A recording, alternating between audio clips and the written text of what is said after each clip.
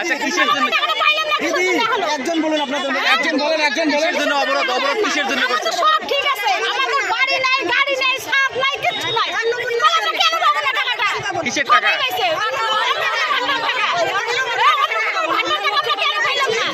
কোন অঞ্চল থেকে আসছেন আপনারা? চিড়িয়াখানা। কি নাম আপনার?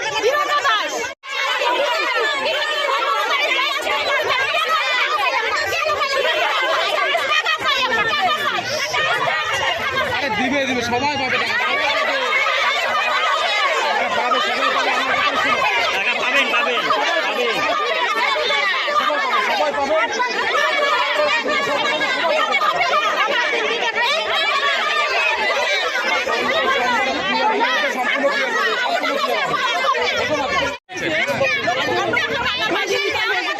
অন্নপূর্ণার টাকা কতদিন ধরে পাচ্ছেন না?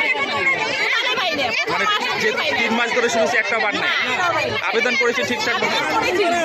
এখানে 2 বার আসছি, তারপরে করোনা করে আধার কার্ডের নম্বর দেওয়া হয়েছে, ওরা কোনো আমাদের ভুলও করে নাই, আমাদের ভুলও ধরাই দেয় নাই হাতে, আমাদের টাকাও নাই।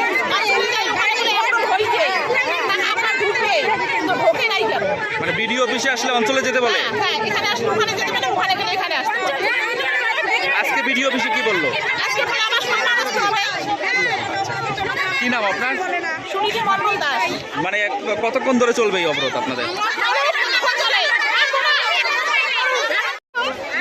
অনলাইন করছিলাম। কিসের জন্য অবরোধটা করেছেন? মানে অবরোধ মানে আমরা টাকার জন্য অনলাইন মানে অন্নপূর্ণার টাকা সবাই মিলে পাই না, আমরা কিন্তু পাইনি। আমরা তো সাধারণ, আমাদের পাওয়ার যোগ্য, আমাদের কিছুই নেই, আমাদের টাকাটা ঢুকতে লাগে না।